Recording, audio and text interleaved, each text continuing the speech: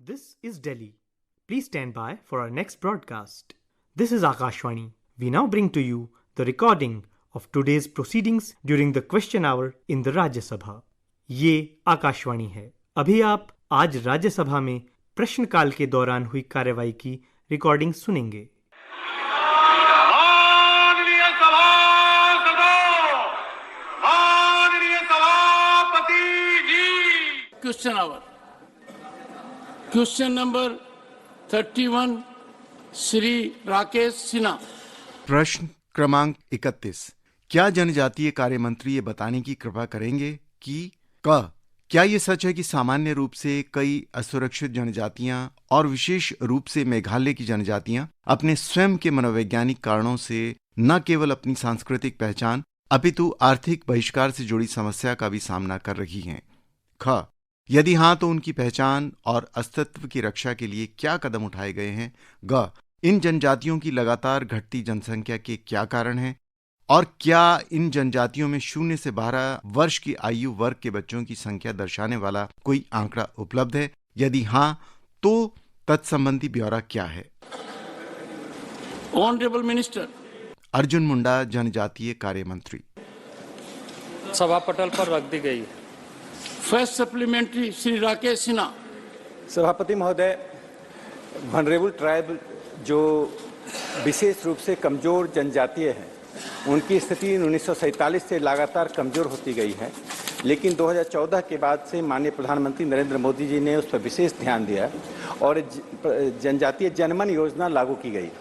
मैं मंत्री जी से जानना चाहता हूं, चूंकि इस योजना को 75 विशेष रूप से कमजोर ट्राइब के लिए लागू किया गया है, विभिन्न मंत्रालयों के द्वारा इसे लागू किया जाता है, उसका कन्वर्जेंस होता है, इसमें जनजातीय मंत्रालय क्या कर रही है? Honourable minister. माननीय सभापति महोदय, माननीय सदस्य राकेश सिन्हा जी ने बहुत महत्वपूर्ण प्रश्न सदन में लाया है और माननीय सांसद राकेश सिन्हा जी शोध कार्य के साथ काफ़ी जनजातीय क्षेत्रों में कार्य करने के लिए लगातार तत्पर रहते हैं और अभी भी मेघालय के कई गांव को कोंगथोंग, संखासी, माओगमांग जैसे कई गांव को जो ट्राइबल डेवलपमेंट के लिए आवश्यक है उस पर गोद लेकर के काम करते हैं। जो माननीय सदस्य ने प्रश्न पूछा है, ये बात सही है कि यह पहला अवसर है देश में माननीय प्रधानमंत्री नरेंद्र भाई मोदी के नेतृत्व में जब एक संवेदनशील सरकार, संवेदनशील व्यक्तित्व और संवेदनशील कार्यक्रम का सूत्रण करने का एक बृहद कार्य योजना तैयार किया गया है और इसकी पृष्ठभूमि में इस समय देश में जो महामहिम राष्ट्रपति महोदया है उनका भी काफ़ी संवेदनशील पृष्ठभूमि इस दृष्टि से कि राष्ट्रपति महोदया देश के सर्वोच्च नागरिक के पद पर आसीन होने के बाद लगातार देश के अंदर विभिन्न राज्यों में उनका जहाँ भी कार्यक्रम बना समय निकालकर स्पेशली प्रमुखता के साथ उन वर्गों के साथ जिन्हें देश ने पीवीटीजी के रूप में पर्टिकुलरली वेनरेबल ट्राइबल ग्रुप वैसे लोगों के साथ मिल करके इस बात की जानकारी भी ली और उनके बारे में चिंता जाहिर की और एक संवेदनशील प्रधानमंत्री होने के नाते इस देश में पहली बार प्रधानमंत्री जनमन यानी प्रधानमंत्री जनजाति आदिवासी न्याय महाअभियान का 24,000 करोड़ से अधिक की धनराशि का गणनांकित करते हुए इस योजना को प्रारंभ करने का इसी वित्तीय वर्ष से प्रारंभ किया है। सभापति महोदय, मैं इसके थोड़ी सी पृष्ठभूमि में जाना चाहता हूं और सदन को अवगत कराना चाहता हूं कि चौथी पंचवर्षीय योजना 1971-72 के समय में एक विशेषज्ञ समिति बनी थी और एससी दुबे के अध्यक्षता में, और बाद में एक रांची यूनिवर्सिटी के बहुत प्रख्यात एंथ्रोपोलॉजी के प्रोफेसर एलपी विद्यार्थी की अध्यक्षता में एक टास्क फोर्स की गठन की गई थी। और 5वीं पंचवर्षीय योजना में एक इस बात को देखा गया कि जिस तरीके से देश की पंचवर्षीय योजनाएं चल रही है और जिस तरीके से प्राथमिकताएं तय हो रही है, उसमें समस्त देश के जनजाति क्षेत्र पिछड़ रहे हैं। पिछड़ने के कुछ कारण इस तरीके से कि सुदूरवर्ती क्षेत्र, पहाड़ी एरिया, उनके जो डेमोग्राफिक पैटर्न है वो बिल्कुल अलग है, और दूसरा जो उन दिनों में सत्ता में रहे वो अपनी प्राथमिकता को ज़्यादा तय किया बजाय उन लोगों के जिनको आवश्यकता थी। और इसलिए उस समय में एक नीति निर्धारण की गई 74-75 में कि टीएसपी एरिया, ट्राइबल सब प्लान एरिया, राज्यों को भी और सेंटर भी टीएसपी के आधार पर राशि आवंटित करते हुए सुनिश्चित करेगा। लेकिन उसमें भी इस बात को ध्यान नहीं रखा जा सका। इस बात के लिए उसमें मूल्यांकन किया गया, उसमें सारी चीज़ें देखी गई, एक आबादी निर्धारित किया गया कि जो 500 की टोले होंगे, बस्ती होंगे, 300 के बस्ती होंगे, ऐसे आबादी क्षेत्र जो ट्राइबल होंगे, सामान्य क्षेत्र से अलग, उनको प्राथमिकता दिया जाए।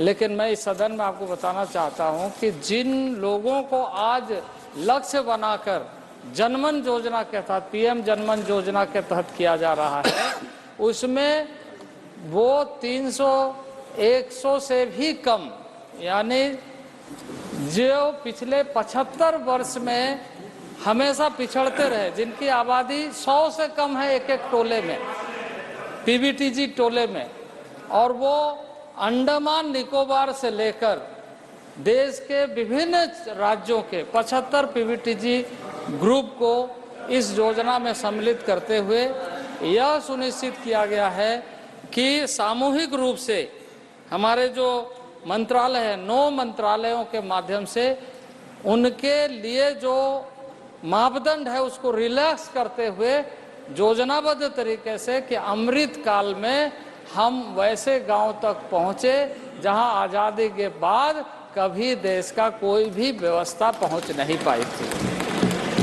और इसके तहत मैं सभापति महोदय बताना चाहता हूं कि जैसे ग्रामीण विकास के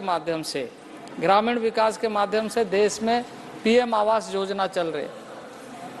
इन समुदायों के लिए पीएम आवास योजना में लागत भी बढ़ाई गई है और दूसरा पूर्ण रूप से उन गांवों को आच्छादित करने का सुनिश्चित किया गया और 4,90,000 नए आवास इन परिवारों को दी जाएगी जो पीबीटीजी समुदाय के हैं।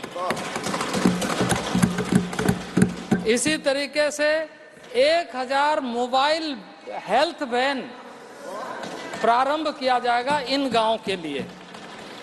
500 नए छात्रावास, एजुकेशन डिपार्टमेंट के तरफ से 500 नए छात्रावास इन परिवारों के बच्चों के लिए शिक्षा में नए तरीके से इनको अवसर देने का काम करेगा। तो इसी तरीके से 2500 नए आंगनबाड़ी केंद्र, जहां पर आबादी बहुत कम है, वैसे गांव में 2500 नए आंगनबाड़ी केंद्र खोले जाएंगे।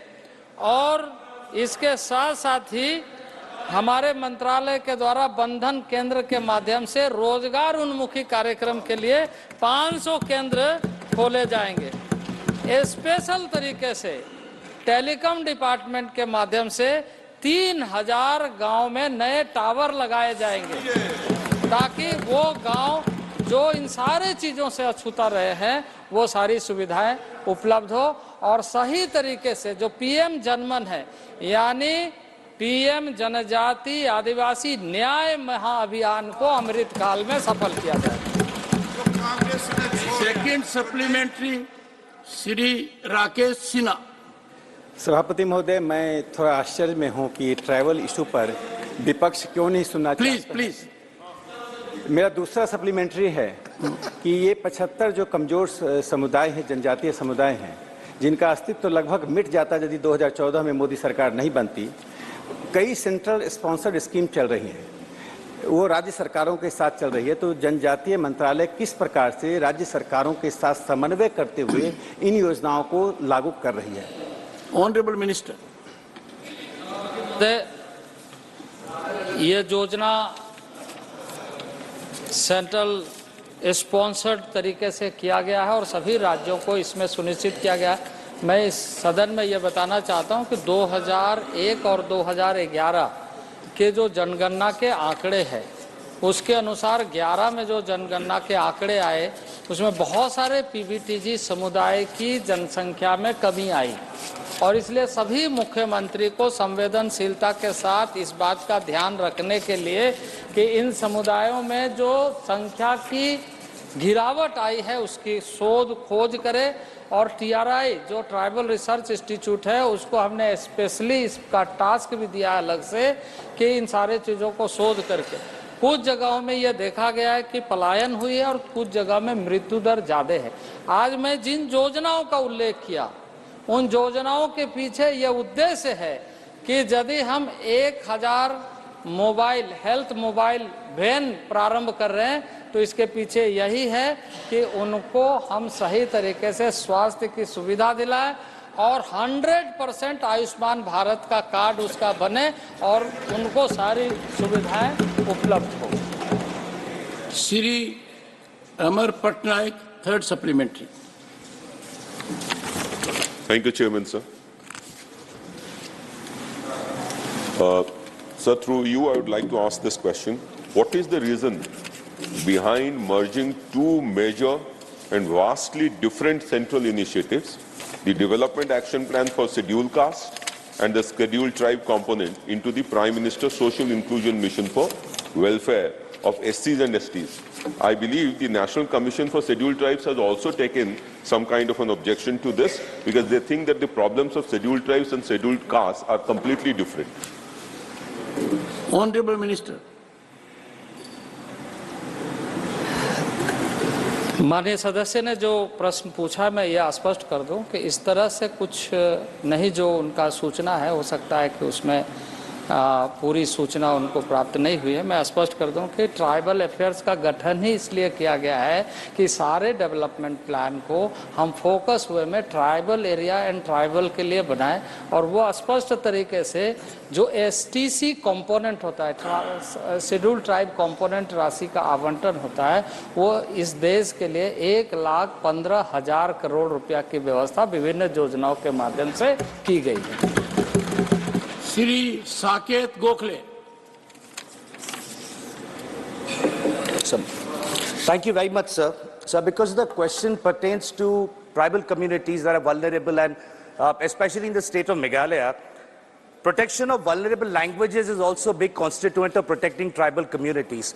So I would like through you to ask the Honorable Minister, what is the current status of including the Garo and Khasi languages of Meghalaya in the 8th schedule of the Constitution of India, and by when does the government plan to bring Garo and Khasi languages into the 8th schedule of the Indian Constitution? Thank you. I think it doesn't concern the Honorable Minister. You can reword your question. Because we are asking about the tribes of Meghalaya and we are asking about the tribal population, the protection of languages, so because Garo and Khasi... Honorable Member, the Honorable Minister can respond only in his jurisdiction. Right, sir. You, as very informed young member, are fully aware the mechanism of inclusion of languages. I'll give you an opportunity. But they have received Ask a another proposal. question. So they have received a proposal from the government of Meghalaya as recently as 2 months ago, the same All ministry. right, be that as it may. Honorable Minister, have you anything to add on this? माननीय सदस्य ने जो जानना चाहे मैं आपको बताना चाहता हूं कि देश में 700 से अधिक ट्राइबल ग्रुप्स हैं और ट्राइबल की क्वालिटी है कि बहुत सारी भाषाएं उनमें विद्यमान है। पूरे देश भर के सभी क्षेत्रों की अलग अलग भाषाएं हैं। मैं ये सूचना सदन को देना चाहता हूं कि नई शिक्षा नीति जो हमारी बनी है 2020, उस शिक्षा नीति में क्षेत्रीय भाषाओं को, स्थानीय भाषाओं को अधिक से अधिक हम प्रोटेक्ट कर सके, मान्यता दे सके और पहचान दे करके उनकी संस्कृति जो परंपरागत रूप से बनी हुई है वो बनी रह सके, इसको सुनिश्चित किया है। अब जो वो कह रहे हैं कि 8वीं अनुसूची में, 8वीं अनुसूची की एक अलग प्रविधि है, अलग व्यवस्था है और उसकी आबादी सारी चीज़ों को ध्यान में रख करके देश में विचार किया जाता है। किसी एक क्षेत्र में अगर 700 ट्राइबल के बारे में हम चिंता करेंगे तो उसमें इन सारे विषयों को नीतिगत रूप से देखना पड़ेगा कि इसमें क्या क्या मेरिट्स, डिमेरिट्स, क्या कॉम्प्लिकेशंस है। वो एक क्षेत्र को ले करके नहीं कर सकते, पूरे देश को देख करके इस पर फैसला लिया जाए। Sri Sasmit Patra. Thank you, Honorable Chairman, sir. My special interest in this question stems from the fact that my state of Odisha has the largest number of PVTGs, amounting to 13 in the country. Honorable Minister in his reply has rightly mentioned that the population figures of PVTG communities as a whole is not available centrally. And from 1951, the enumeration has not been done.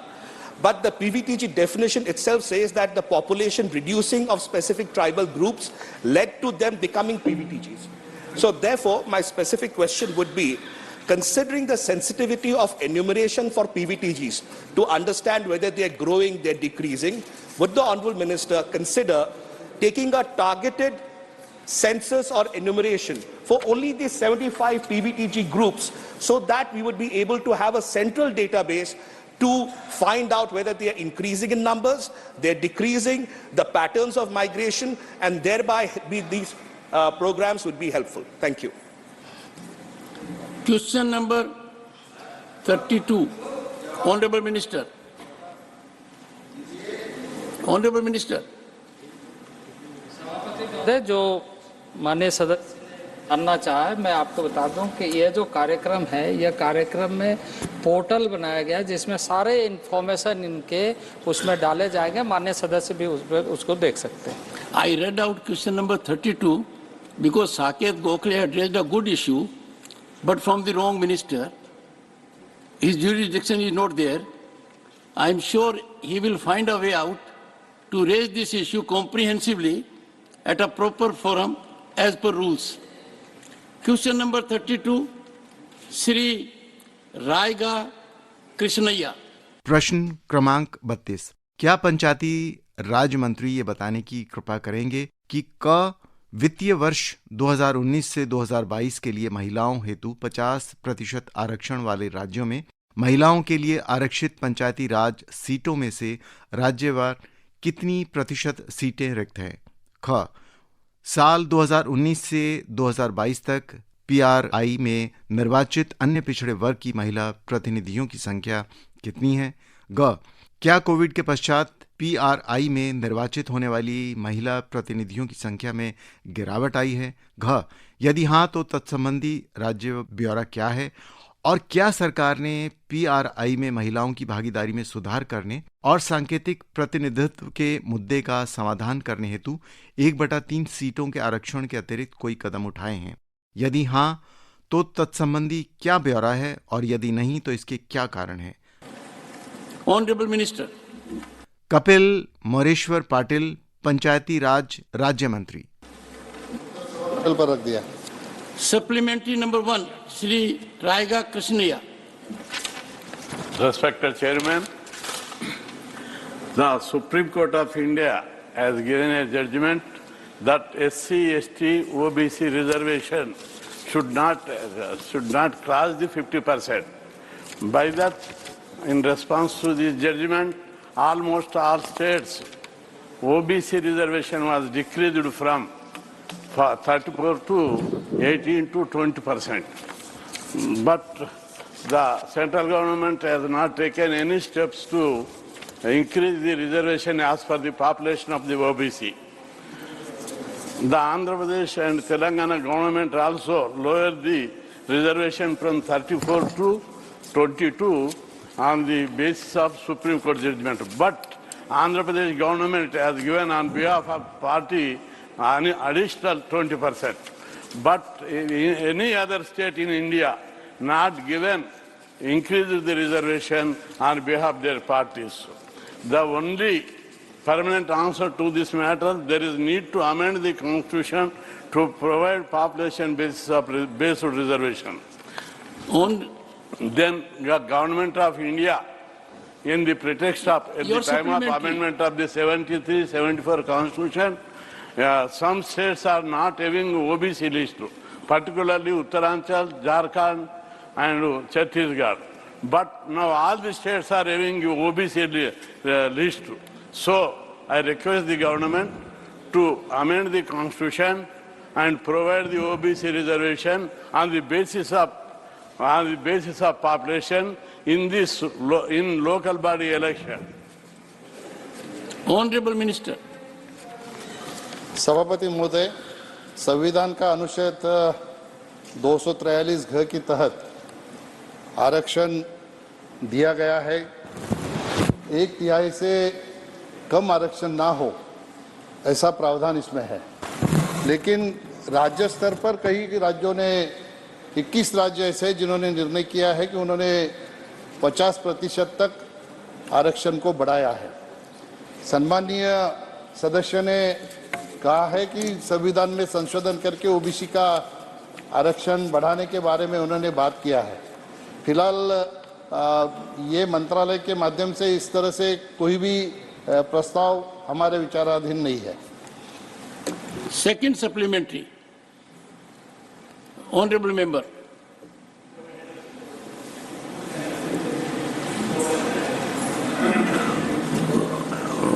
There is no restriction. There is a ceiling cap for the educational and employment reservation. It is purely political reservation.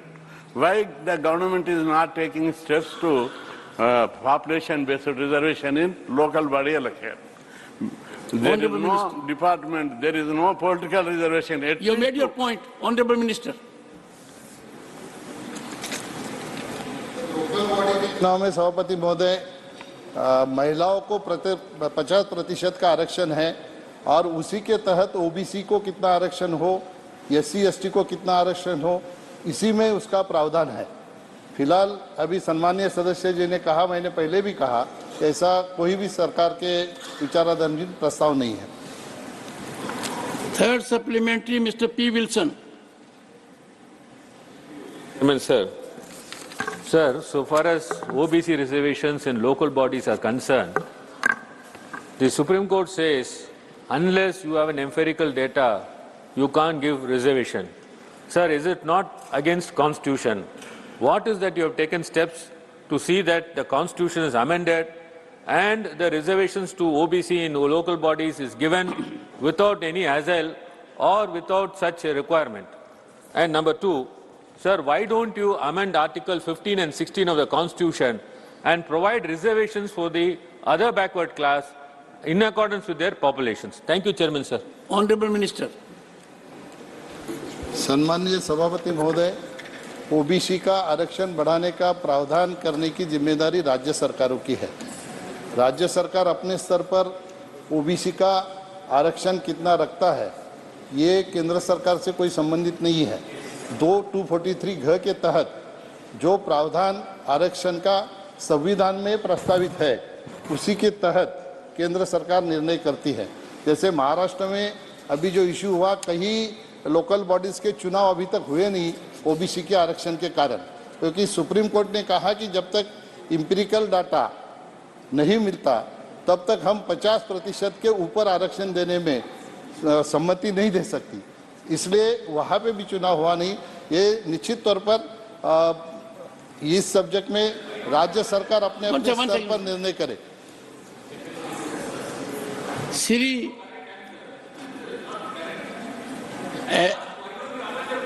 no, Mr. One second. Mr. Wilson, you are a distinguished senior advocate. If you will go through constitutional prescriptions in Part 9 and 9 capital A, you will find enough space also available to the states. And come with a suggestion. I am open to having a discussion on this. Avail the rules. Sri Neeraj Dangi, fourth supplementary. पूछना चाहता हूं कि ग्रामीण क्षेत्रों में पंचायती राज सीटों पर महिलाओं का प्रतिनिधित्व और उनकी भागीदारी बढ़ाने के लिए मंत्रालय द्वारा किए गए प्रयासों और कार्यक्रमों का विवरण क्या है एवं पिछले 5 वर्षों के दौरान देश में पंचायतों के लिए हुए चुनावों में महिला प्रतिनिधित्व का राज्यवार ब्यौरा क्या है? धन्यवाद।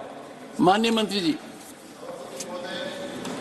मैंने जैसे पहले ही कहा कि देश में ऐसे 21 राज्य हैं जिन्होंने महिलाओं को 50% आरक्षण दिया है और महिलाओं की भागीदारी बढ़ाने के लिए जब से इस देश में मोदी जी की सरकार आई है तब से लेके आज तक मंत्रालय के माध्यम से कई प्रयास किए गए हैं। आज के तारीख में मैं बताने जाऊंगा तो राज्य के अलग अलग जगह पे हम लोगों ने महिलाओं को सक्षम करने के लिए महिलाओं की कॉन्फ्रेंस लेके उनको जैसे ही चुन के आते हैं उनको 6 महीने के अंदर ट्रेनिंग देने का प्रावधान रखा है। और आज हमारी बहनें इतनी सक्षम हो गई है कि जब हमने विज्ञान भवन में आइकॉनिक वीक सेलिब्रेशन किया था तो वहाँ पे लगभग 1500 हमारी सभी साथी आए थे, उसमें से 800 हमारी बहनें थी और उन्होंने अपने विचार वहाँ पे रखते। मैं भी एक सरपंच रह चुका हूँ, मैं गांव में भाषण करने के लिए भी मुझे हिम्मत नहीं होती थी, लेकिन आज हमारी बहनें इतनी सक्षम हुई है कि विज्ञान भवन में आके अपने अनुभव शेयर करते, अपने गाँव का विकास किस तरह से उन्होंने किया है, ये जो सक्षमता उनमें आई है वो निश्चित तौर पर ये मंत्रालय ने किए हुए मोदी जी के नेतृत्व में जो प्रयास है उसी में से आया है। ये खाली राजनीतिक तौर पर मैं नहीं बताऊंगा, लेकिन हमारी निर्वाचित जो बहनें हैं उनको आर्थिक दृष्टिकोण से भी सक्षम करने के लिए 7113 ब्लॉकों में लगभग 90 लाख HSC ग्रुप कार्य कर रहे हैं। उसमें से 9 करोड़ 90 लाख परिवारों को रोजगार से भी जोड़ने का काम महिलाओं को सक्षम करने की वजह से हुआ है।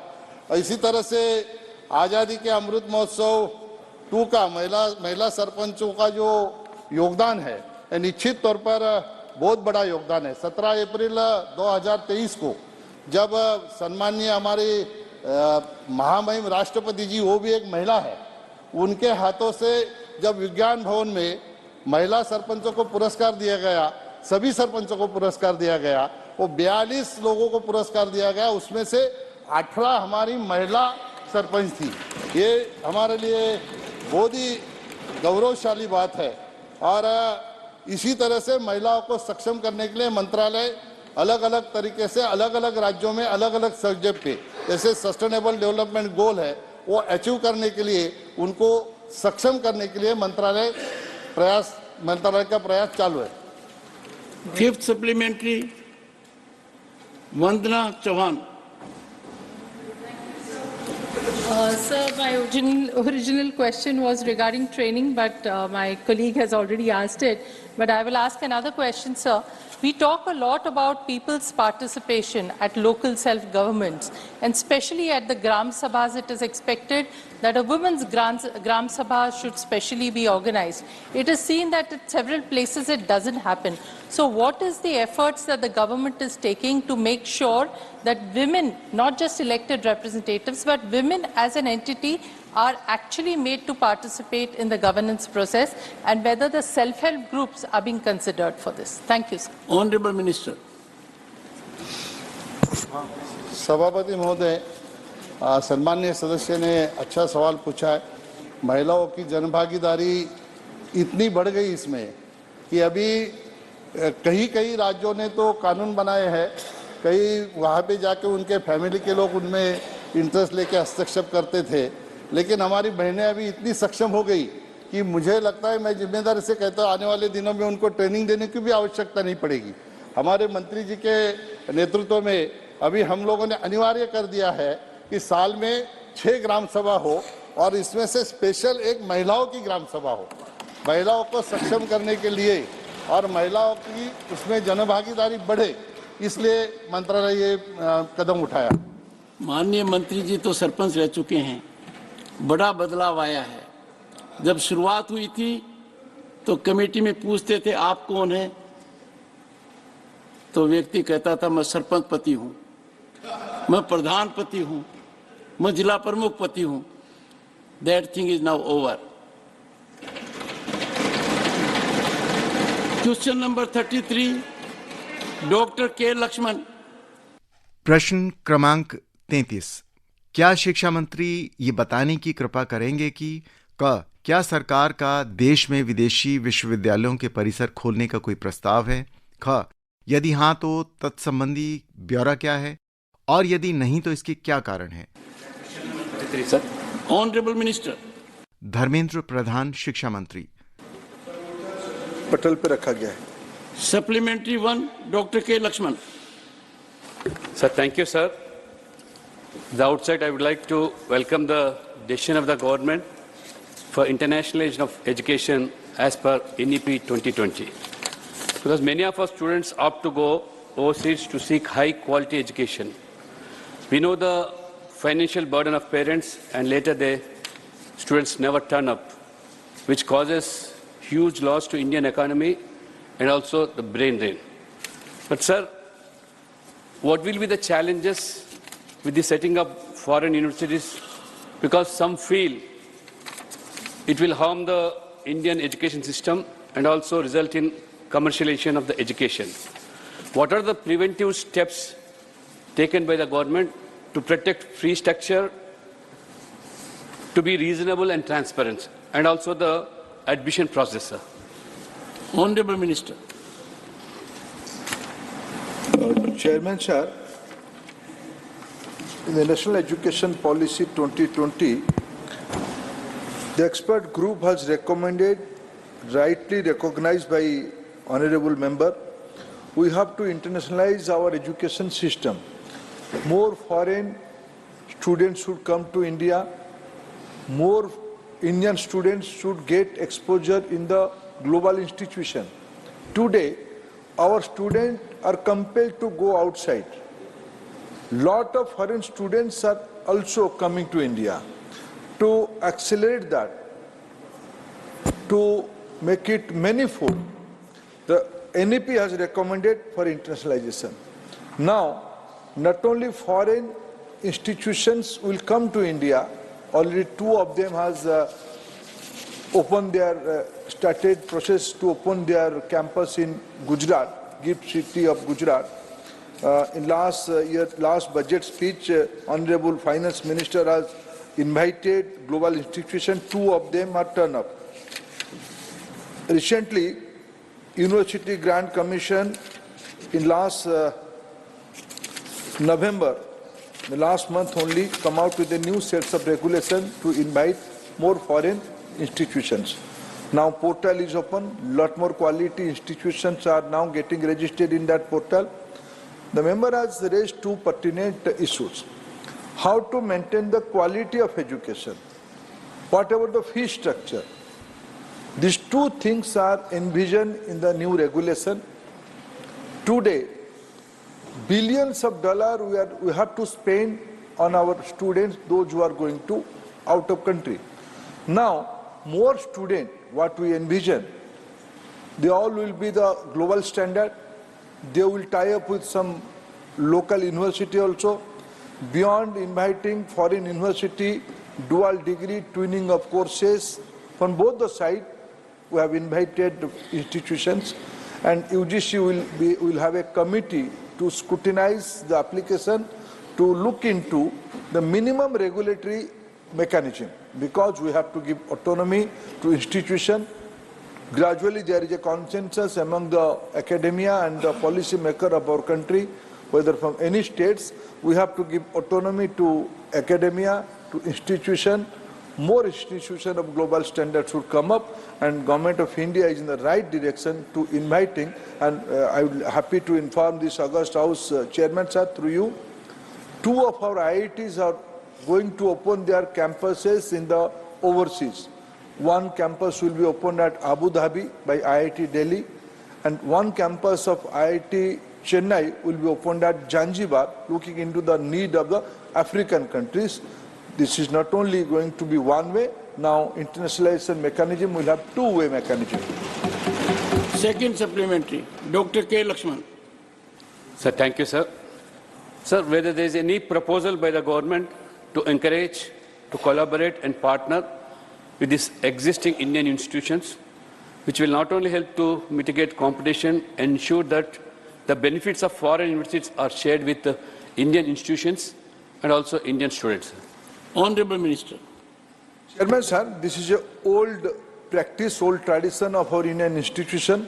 Almost all IITs, all NITs and all reputed institutions run by union government or respective state government, they all have a global tie-up with their counterparts. So with this NEP, with this focused concept of internationalization, it will get accelerated impact. Dr. Santanu Sen. Giving me this opportunity. Thank you very much, sir, for giving me this opportunity. Sir, we all know that few days back, a circular has gone to all the universities and colleges from UGC that there should be a selfie stand with the photograph of our respected Prime Minister in the background. Through you, with all humility, I would like to know from our learned Minister that according to which rule or guideline of UGC this could be done, as apparently it seems to be nothing but a political publicity before the 2024 Parliament election. Thank you, sir. Honorable Minister. The honorable member's question has nothing related to the primary. Keep in mind, I have been Governor State of West Bengal. Sir, I know that. And Dr. Santanu Sen has raised the issue. Sir, I also cannot forget the scene, the constitutional responsibility you took on the very first day of this present government. Country never forget your position, sir. With this due respect, sir, this is a separate question. But beyond that, already he has raised the question. Sir, I am proud of my Prime Minister. Sir, this country is proud of Prime Minister Narendra Modi. This will be my answer. Sir, President, Prime Minister, constitutional functionaries, they belong to the nation. They represent the nation. As much as a Chief Minister represents a state. And therefore, I will appeal to all sections of the House. When it comes to constitutional functionaries at the state level or at the central level, let our vision be not through politics, but in general. Professor Manoj Jha, it's your subject. Yes, sir. I am sure you will put a pointed question to the Honorable Minister. शुक्रिया सभापति महोदय। Your time starts now. मेरा माननीय मंत्री जी से एक आग्रह है या सवाल है सर कि फॉरेन यूनिवर्सिटीज का आना, कैंपस खुलना, ये बहुत एक सकारात्मक पहल है, लेकिन हमारी शिक्षा व्यवस्था अफर्मेटिव एक्शन के प्रोग्राम पे है। क्या फॉरेन यूनिवर्सिटीज में अफर्मेटिव एक्शन इंट्रोड्यूस हो कॉन्स्टिट्यूशनल मैंडेट के हिसाब से, इसकी व्यवस्था की गई है? Thank you sir. Honourable minister. Sir, ये फॉरेन यूनिवर्सिटी उन देशों की कायदे पे चलेंगे। यहाँ फोकस है क्वालिटी एजुकेशन। हमारी देश में जितने 1100 पब्लिक यूनिवर्सिटी है, उसमें कुछ प्राइवेट यूनिवर्सिटी अभी भी हमारी देश की जो स्टेट एक्ट में चलने वाले प्राइवेट यूनिवर्सिटी है और डीम्ड यूनिवर्सिटी है, उसमें अफर्मेटिव एक्शन की फॉर्म अलग है। धीरे धीरे जो आजकल विश्व की एजुकेशन पैटर्न बना है, स्कॉलरशिप एक नया इंस्ट्रूमेंट बन रहा है, वो भी एक तरीके का अफर्मेटिव एक्शन है। सारा चीजों को एक ही चश्मे से देखना उचित नहीं होगा। क्वालिटी इंस्टीट्यूशंस देश में आए, ये प्रायोरिटी है। जोस के money, 5th supplementary. Thank you, sir. Opening of foreign universities in India promises global exposure and high-quality education. However, starting foreign university faces challenges. It could be a drastic dropout in the domestic universities of the students. 2, very high cost of tuition. 3, potential cultural misalignment affecting adaptation. 4, resources allocation concern. 5, risk of educational inequalities. 6, foreign university degree recognition the Indian companies may reject their recognition. So I would like to know from the minister, what are the measures taken by the government to face all these challenges? Have you taken care of it? Honorable Minister. All questions are very important, but this is uncalled for at this time.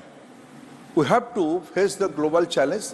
These are the questions, but government is quite competent, and UGC is a quite competent body with its expert committee will look into all these aspects. And these all are very premature, and we should not think everything in a negative regime. Question number 34, Shri Sant Balbir Singh. प्रश्न क्रमांक 34। क्या सड़क परिवहन और राजमार्ग मंत्री ये बताने की कृपा करेंगे कि क्या सरकार ने पर्यावरण को स्वच्छ रखने के लिए पेट्रोल के प्रतिस्थापन और गैर प्रदूषणकारी स्वदेशी तरीकों और वैकल्पिक ईंधन सीएनजी एलएनजी के विकास पर जोर दिया है? यदि हाँ तो तत्संबंधी ब्यौरा क्या है? ख देश में विशेष रूप से पंजाब राज्य के लिए सड़क उपकरण मशीनरी के लिए सीएनजी एलएनजी और इथेनॉल का उपयोग करने के लिए क्या कदम उठाए गए हैं? ग क्या सड़कों के किनारे बस्तियां, स्मार्ट सिटी, लॉजिस्टिक्स पार्क, औद्योगिक क्लस्टर विकसित करने की कोई योजना तैयार की गई है? यदि हाँ तो तत्संबंधी ब्यौरा क्या है और इन परियोजनाओं के अंतर्गत आने वाली सड़कों का राज्यवार ब्यौरा क्या है? 34 नंबर पर्यावरण। Honourable minister. नितिन जयराम गडकरी, सड़क परिवहन एवं राजमार्ग मंत्री। फर्स्ट सप्लीमेंट्री श्री संत बलबीर सिंह। बहुत धन्यवाद जी चेयरमैन साहब जो समा दिता। सो मंत्री साहब बहुत वधिया काम कर रहे हैं। ਅਸੀਂ पर्यावरण ਦੀ ਇਹਨਾਂ ਨਾਲ ਗੱਲ ਕਰਨਾ ਚਾਹੁੰਦੇ ਹਾਂ ਕਿ ਜਿਹੜੇ ਸਭ ਤੋਂ ਵੱਧ ਪ੍ਰਦੂਸ਼ਣ ਜਿਹੜਾ ਹੈ ਉਹ ਜਿਹੜਾ ਡੀਜ਼ਲ ਆ ਉਹਦੇ ਵਾਹਨ ਆ। ਅਸੀਂ ਜਿਹੜੇ ਹੈ ਜਿਹਦਾ ਕਰਕੇ ਜੇ ਸਾਡੇ ਨਜ਼ਦੀਕ ਲੁਧਿਆਣਾ ਦੇਖੋ ਤੇ ਸਭ ਤੋਂ ਪੋਲੂਸ਼ਨ ਸ਼ਹਿਰਾਂ 'ਚ ਆਉਂਦਾ। ਉਹਦਾ ਕਾਰਨ ਕੀ ਹੈ ਕਿ ਉੱਥੇ ਡੀਜ਼ਲ ਵਾਹਨ ਬਹੁਤ ਚੱਲਦੇ ਆ। ਸੋ ਅਸੀਂ ਮੰਤਰੀ ਸਾਹਿਬ ਦੇ ਕੋਲੋਂ ਜਾਣਨਾ ਚਾਹੁੰਦੇ ਹਾਂ ਕਿ ਵਾਤਾਵਰਣ ਨੂੰ ਸਾਫ਼ ਰੱਖਣ ਲਈ ਕੀ ਸਰਕਾਰ ਪੈਟਰੋਲ ਦੀ ਥਾਂ ਤੇ ਪ੍ਰਦੂਸ਼ਿਤ ਰਹਿਤ ਦੇਸੀ ਢੰਗ ਨਾਲ ਬਦਲਵੇਂ ਪ੍ਰਬੰਧ ਈਂਧਨ ਤੇ ਵਿਕਾਸ ਤੇ ਜ਼ੋਰ ਦਿੱਤਾ ਜਾ ਰਿਹਾ ਹੈ? ਜੇ ਦਿੱਤਾ ਜਾ ਰਿਹਾ ਤਾਂ ਉਹਦਾ ਵੇਰਵਾ ਦੇਸ਼ ਵਿੱਚ ਖਾਸ ਤੌਰ ਤੇ ਪੰਜਾਬ ਦੀਆਂ ਸੜਕਾਂ ਵਿੱਚ ਜਿਹੜੀ ਉਹ ਮਸ਼ੀਨਰੀ ਚੱਲਦੀ ਹੈ ਜਿਹਦੇ ਨਾਲ ਸੜਕਾਂ ਬਣਾਈਆਂ ਜਾਂਦੀਆਂ ਕਿ ਉਹਦੇ ਵਿੱਚ ਸੀਐਨਜੀ ਐਲਐਨਜੀ ਤੇ ਇਥਾਨੋਲ ਦੀ ਵਰਤੋਂ ਕਰਨ ਲਈ ਕੀ ਕਦਮ ਚੁੱਕਿਆ? ਜੇ ਹੈ ਤਾਂ ਉਹਦਾ ਦੱਸੋ। Honourable minister. माननीय अध्यक्ष महोदय, ये बात बिल्कुल सही है कि हमारे देश में 40% जो इमिशन ऑफ CO2 है, पोल्यूशन है, वो ट्रांसपोर्ट सेक्टर में होता है और दिन ब दिन ये बढ़ते जा रहा है। ये चिंता का विषय है। 330 million metric tons of CO2 emission every year. It is a very dangerous problem. और इसमें से हमारे देश में 85% फ्यूल जो है वो फॉसिल फ्यूल है जो इंपोर्ट होती है और जिसकी इंपोर्ट की कॉस्ट 16 लाख करोड़ है। तो इकोनॉमिक एंड पोल्यूशन दोनों हिसाब से ये बहुत गंभीर समस्या है। और ये जो पेट्रोल और डीजल इसके कारण विशेष रूप से जो पोल्यूशन होता है, जिसकी बात आदरणीय सम्मानीय सदस्य ने रखी है, उसके लिए भारत सरकार ने काफ़ी प्रयास किए हैं और इसको प्रायोरिटी दी है। अध्यक्ष महोदय, इंडिया ये कार मैन्युफैक्चरिंग में, ऑटोमोबाइल मैन्युफैक्चरिंग में पहले 5वें नंबर पर था, पर आज हमारा नंबर 3रा हो गया। पहले नंबर पर अमेरिका है, दूसरे नंबर पर चाइना है, फिर हम हैं। हमने जापान को भी पीछे डाल दिया। पर एक बात ये भी है कि इसका ग्रोथ रेट बहुत बड़ा है। टोटल व्हीकल्स में 9.91% और कार और 4 व्हीलर्स में 20% है। और ये इंडस्ट्री सबसे ज़्यादा GST भारत सरकार और राज्य सरकार को दे रही है और 4.5 करोड़ जॉब्स यहाँ क्रिएट हुए हैं। पर इसके बावजूद जो सम्मानीय सदस्य ने जो बात रखी, उसके आधार पर भारत सरकार ने अल्टरनेटिव फ्यूल और बायोफ्यूल ये दोनों को विशेष रूप से प्राधान्य दिया है। ये जो G20 हुआ, इसमें ग्लोबल बायोफ्यूल अलायंस ये भी निश्चय इसका ये हमने निश्चित किया और ये टारगेट तय किया है कि 2070 तक हम नेट जीरो इमिशन तक जाएंगे। और मुझे इस बात की खुशी है कि हमने अल्टरनेटिव फ्यूल पे अलग प्रकार के प्रयोग किए हैं। सर मैं खुद इसका बाय हार्ट प्रचार करते रहता हूँ। मैं पार्लियामेंट में आता हूँ तो हाइड्रोजन की गाड़ी में आता हूँ, अभी मैं फ्लेक्स इंजन की गाड़ी में आता हूँ, दोनों भी गाड़ियाँ हैं।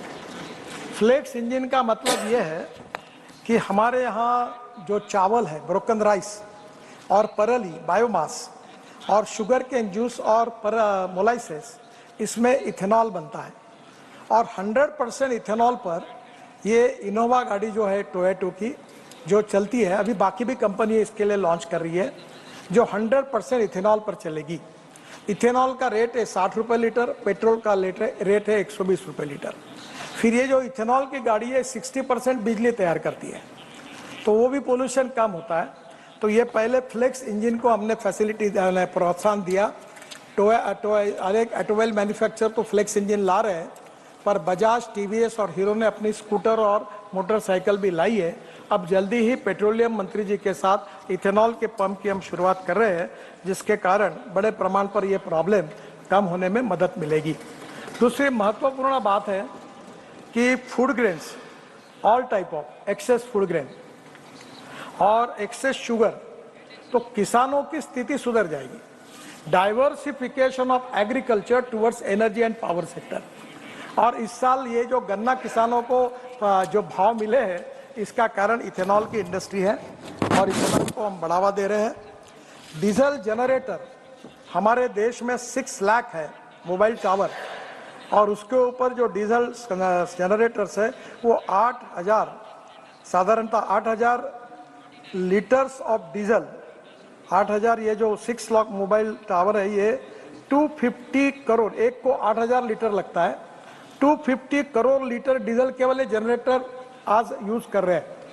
हम लोग 25,000 करोड़ का ये कम करने के लिए जल्दी ही इथेनॉल बेस हम लोग ये लाने की कोशिश कर रहे हैं। जो एग्रीकल्चर में स्प्रेइंग होता है वो लिथियम आयन बैटरी पे ड्रोन चलता है, वो भी फ्लेक्स इंजन लाने की कोशिश हो रही है। इसके अलावा मैं आदरणीय सदस्यों को ये विशेष रूप से कहूँगा कि हमने बायोमास से, परली से बायो सीएनजी और बायो एलएनजी को बहुत प्रोत्साहन दिया है, और इसके कारण शुगर मिल वेस्ट जैसे प्रेस मड है, cotton straw, wheat straw, rice straw, bagasse और परली राइस स्ट्रॉ, इसमें कम से कम 36 प्लांट चालू हो गए जो सीएनजी बना रहे हैं, और 175 प्लांट प्रोसेस में है और मैक्सिमम पंजाब में बन रहे हैं। मुझे इस बात की खुशी है कि पानीपत में इंडियन ऑयल ने अपना पहला प्लांट परली से इथेनॉल बनाने का डाला, जो 1 लाख लीटर इथेनॉल तैयार करता है और 150 टन बायो बिटुमिन तैयार करता है, जो रोड में काम में आता है। हमें 80 लाख टन बिटुमिन लगता है, 30 लाख टन हम इंपोर्ट कर रहे हैं। तो ये जो परली जलाकर जो प्रदूषण होता है, इसके बजाय बायो बिटुमिन बनेगा, और वहीं अब बायो एविएशन फ्यूल बन रहा है। जो हवाई ईंधन है उसमें भी 1% डालने का प्रोविजन वर्ल्ड लेवल पर हुआ है, और ये भी ईंधन देश में बनेगा। मुझे विश्वास है कि आने वाले समय में ये ग्रीन हाइड्रोजन ये फ्यूचर का फ्यूल है। सम्माननीय अध्यक्ष महोदय, मैं हाइड्रोजन की कार में ही काफ़ी बार आता हूँ, और हाइड्रोजन अभी तैयार करने के लिए 5 हाइड्रोजन मिशन सरकार ने बनाया। 5 million metric ton per year हमको हाइड्रोजन लगेगा। हाइड्रोजन 3 प्रकार का है, कोयले से बनता है वो ब्लैक हाइड्रोजन है, पेट्रोलियम से बनता है ब्राउन हाइड्रोजन है, और जो पानी से, बायोमास से, म्यूनिसिपल वेस्ट से बनता है वो ग्रीन हाइड्रोजन है। तो सरकार ने ग्रीन हाइड्रोजन मिशन बनाया है, waste to wealth, knowledge to wealth and waste to wealth. जैसे innovation, entrepreneurship, science, technology, research, skill and successful practices को हम नॉलेज कहते हैं, वो टेक्नोलॉजी लाकर नॉलेज टू वेल्थ, और दूसरा no material is waste, no person is waste. It is depending upon the appropriate technology and appropriate vision of the leadership that you can convert waste into wealth. तो sir हमें ये hydrogen तैयार करने के बारे में ये भी उपक्रम हाथ में लिया है। इसमें बहुत बड़ा रोजगार निर्माण होगा, किसानों का भी फायदा होगा। अभी इसका रेट 300 रुपये पर केजी है, क्योंकि इसके कॉस्ट इलेक्ट्रोलाइजर से बनता है, 50 यूनिट पावर लगती है। पर हमारे यहाँ विशेष रूप से हमारी बेंगलोर का इंडियन इंस्टीट्यूट ऑफ साइंस और यादव करके मुंबई में टेक्निकल केमिकल इंस्टीट्यूट के, उन्होंने बायोमास से ग्रीन हाइड्रोजन बनाया, और हमारा यह प्रयास है कि $1 के नीचे कम आएंगे।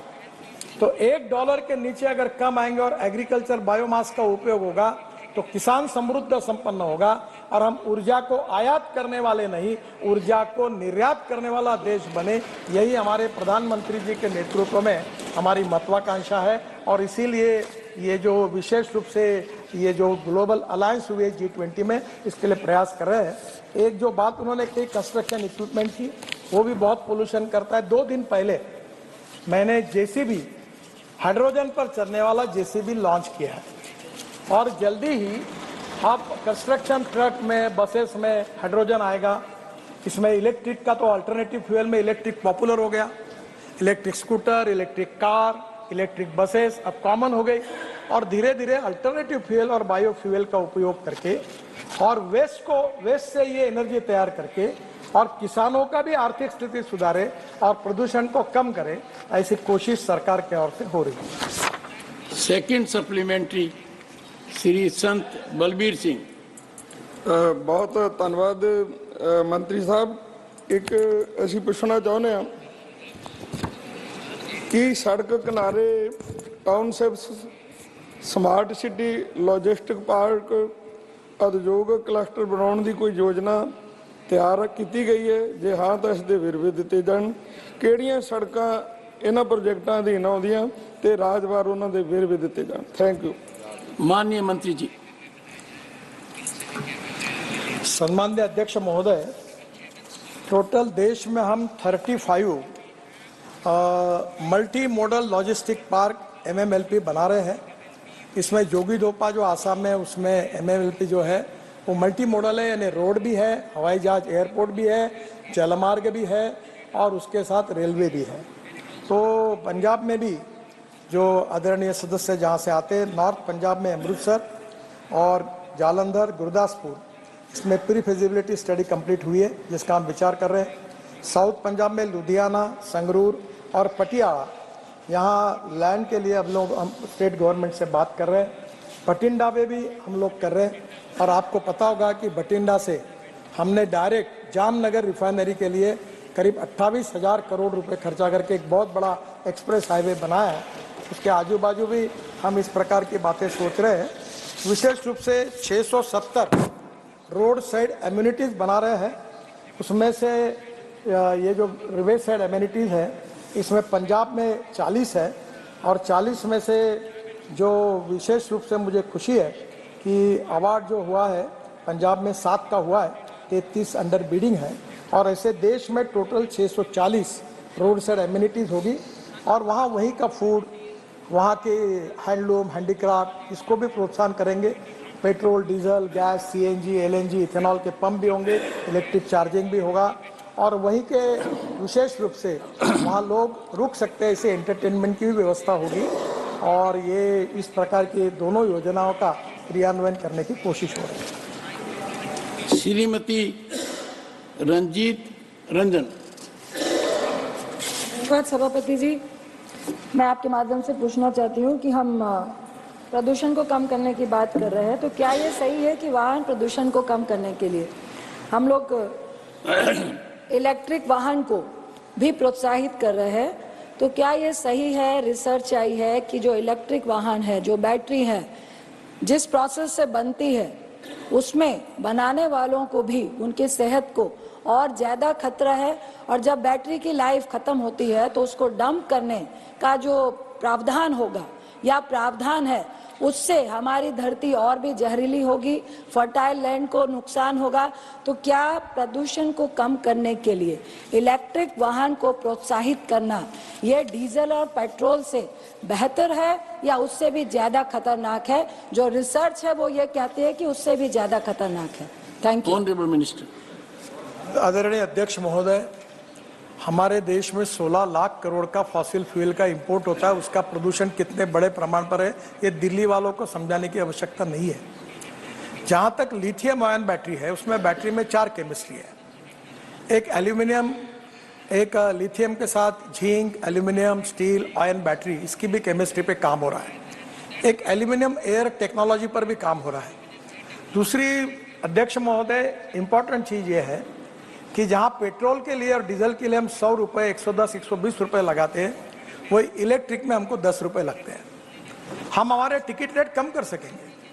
दूसरी बात, लिथियम आयन बैटरी जो है इसकी कॉस्ट $150 पर आवर पर उसकी यूनिट की थी, पर अब वो $115 पर आई है। जो पर किलोवाट थी $150 की थी, अब वो 115 पे आई है। और अब लिथियम आयन हमारे देश में भी मिला है। जम्मू कश्मीर में वर्ल्ड का 6वां बड़ा लार्जेस्ट हमको लिथियम आयन मिला है। हम 1200 टन लिथियम आयन इंपोर्ट करते हैं। और मुझे विश्वास है कि अभी तक इस प्रकार के रिसर्च की जो बात कर रही है, ऐसा कोई परिणाम रिपोर्ट हमारे पास नहीं है। अगर कहीं आएगा तो इस पर विचार करेंगे। पर हमारे वित्त मंत्री जी ने अपने भाषण में बजट के एक सर्कुलेशन इकोनॉमी की बात करी, जिसमें हम जो वेस्ट मटेरियल है उसकी सर्कुलेशन इकोनॉमी बनाए। तो अभी हमारे पास कार का स्क्रैपिंग हो रहा है, रबर टायर जो होते हैं उसको स्क्रैपिंग करके जो रबर निकलता है वो बिटुमेन में डालने का काम 15% कर रहे हैं, प्लास्टिक का 7% रोड में डाल रहे हैं, उसी प्रकार से आयरन स्लैग का उपयोग कर रहे हैं। हमने तो म्यूनिसिपल वेस्ट दिल्ली की 25 लाख टन, अहमदाबाद की 25 लाख टन और दिल्ली मुंबई हाईवे में और डाली, ऐसी 50 lakh ton municipal waste road के अंदर डाल दी, केवल इकोलॉजी एंड एनवायरनमेंट को प्रोटेक्ट करने के लिए। जहाँ तक आपने ये बात की है जो आपके लिथियम आयन बैटरी की, इसके बारे में हम लोग पूरी चिंता करेंगे और इसके बारे में उसको रिसाइकलिंग करने के लिए वो कहीं भी उसके दुष्परिणाम ना आए, कहीं इसके प्रकार से कोई नई समस्या न हो, इसकी पूरी चिंता सरकार करेगी। और ये केमिस्ट्री रोज बदल रही है और ये फ्यूचरिस्टिक टेक्नोलॉजी है। Our government is working in the direction with the futuristic technology, futuristic vision and futuristic planning. कि आत्मनिर्भर भारत बनाने का जो प्रधानमंत्री का सपना है, वर्ल्ड की एक स्ट्रॉन्ग इकोनॉमी बनाने का ये है। मैं विश्वास के साथ कहूँगा कि आने वाले 5 साल के अंदर electric vehicle, buses, even trucks भी आ रहे हैं, इनको एक्सपोर्ट करने वाला पहले नंबर का देश हिंदुस्तान बनेगा। इतना पोटेंशियल हमारे पास है और इतना काम हो रहा है। और वर्ल्ड के सब रेप्यूटेड ब्रांड है, 12.5 लाख करोड़ की इकोनॉमी है। अब जापान को पीछे डालकर हम तीसरे नंबर पर आए हैं और निश्चित रूप से जल्दी आगे जाएंगे। ये बहुत अच्छी तरीके से है और हमारा एक्सपोर्ट इसमें बढ़ेगा, नए रोजगार निर्माण होंगे और देश समृद्ध होगा। ये निश्चित रूप से मेरा विश्वास है। और जहां तक ऐसी कोई बात रिपोर्ट आएगी तो उसकी निश्चित रूप से हम सरकार की तरफ से चिंता करेंगे। 4th supplementary, Kartikeya Sharma. To you, I would like to ask the Honourable Minister about the status of adoption of e-vehicles and the steps taken for their promotion in the state of Haryana and the NCR region. Honourable Minister. This subject which is related with the Heavy Industries Ministry and Urban Ministry. I feel that you are talking about the purchasing of the e-buses. The e-vehicle, there is no problem, sir. Sir, now in government also, everywhere in the private sector, people are using e-vehicle. It is very popular. Only the problem is that the cost difference between the petrol and diesel vehicle and e-vehicle, the e-vehicle is high. And it is depending upon the volume. When the volume will increase, I feel that, it's my estimate, I'm not giving you the promise, but it's my estimate that within 1.5 years, the cost of the petrol vehicle and cost of the diesel vehicle and cost of the electric vehicle will be the same. And the expenditure on petrol vehicle, suppose for example is 30,000 rupees per month for 4-wheeler, the electric it will come 3,000 to 4,000 rupees per month. So there is a saving and no pollution. Sir. 5th supplementary, Dr. Fozia Khan. Sir, thank you very, very much. While I must acknowledge, because Honorable Ministers from Maharashtra and his work and vision must definitely be admired, but sir, through you I would like to ask the Honorable Minister, he has visited the place where we live many times, and the condition of the highways and the ham roads there, he himself will say, is very, very poor, because the quality of construction, when actually the construction of the road is made, MORTH guidelines are not followed. Sir, the embankment, one example, that embankment level, the gravel, the particle size has to be 75 mm. In subgrade, it has to be 50 mm. It cannot be more than that. But we see that huge boulders are put into the roads and nobody is supervising. And because of this, the roads break very, very soon. Sir, it's a very important issue. And I'm sure Minister will agree with me. But because of this, because of lack of supervision, and sir, external consultants are hired and actual officers are not supervising. So because of that, these roads are broken. So please. And I just want to ask the minister, if MOT guidelines are not followed, sir, what is the accountability of the officer? Honorable what Minister. punishment is prescribed? Honorable Minister. Chairman, sir, the question is not... ये महाराष्ट्र का मामला है. Honorable member is asking me that question. I know that she is completing for that particular road in Parbhani district from many days. We have checked all quality norms. And I am very much cautious about it, that we are transparent, time-bound, result-oriented and corruption-free. Up till now, sir, we have, from last 9 to 10 years, we have awarded works more than 50 lakh crores with government budget and public-private investment. And our quality is well known to the people. But still, if the honorable member is complaining about the quality of the road in Maharashtra, we will check the thing. Sir, in Maharashtra, every member of parliament, many of here are present. Sir, we are spending 5 lakh crores of road construction in Maharashtra. We change the total charge. Still, I will, particular case, the honorable member which has given me the reference about the quality of the road, I will again check it and I will make it that how it can be satisfied her. Question number 35, Shri Rajiv Shukla. प्रश्न क्रमांक 35, क्या कौशल विकास और उद्यमिता मंत्री ये बताने की कृपा करेंगे कि क वर्तमान में छत्तीसगढ़ राज्य में जिलेवार कितने कौशल विकास केंद्र SDC कार्यरत हैं और ख प्रशिक्षण के आधार पर कितने युवकों और युवतियों को उनके जीवन में लाभ प्राप्त हुए हैं, उसका जिलेवार ब्यौरा क्या है? ऑनरेबल मिनिस्टर धर्मेंद्र प्रधान, कौशल विकास एवं उद्यमिता मंत्री. Supplementary. I have seen the reply of the minister. So the scheme is spread over in all the districts. I want to know if there is a special focus on tribal districts where the tribal youth can be skilled and trained. But before that, I want to request, sir, सारे ministers तो कुछ अच्छे तैयार होकर आते हैं, कुछ कम तैयार. गडकरी जी इतना ज़्यादा तैयार होकर आते हैं कि 25-25 मिनट एक सवाल में लग जाता है. इनके इतनी प्रिपेयर्डनेस है, तो इसको जरा सा टाइम लिमिट कर दीजिए.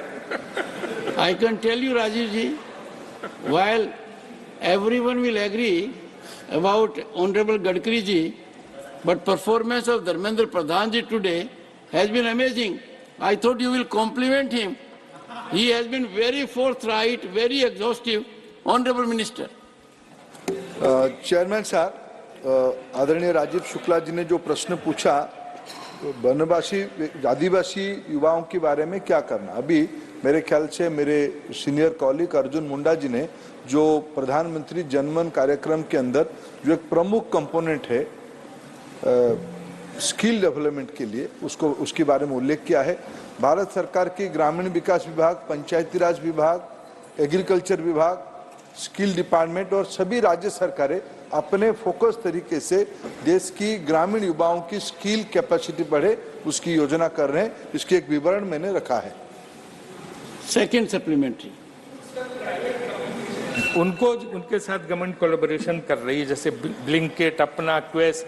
तो ऐसा नहीं कि इन लोगों को कुछ फायदा हो जाए या इसका कोई प्रोसीजर है उनको सेलेक्ट करने का.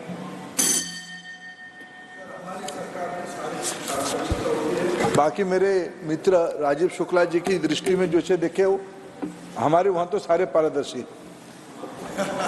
The House will meet at 2 p.m. today. अभी आप आज राज्यसभा में प्रश्नकाल के दौरान हुई कार्यवाही की रिकॉर्डिंग सुन रहे थे. You are listening to the recording of today's proceedings during the question hour in the Rajya Sabha. This broadcast came to you from the Delhi station of Akashvani.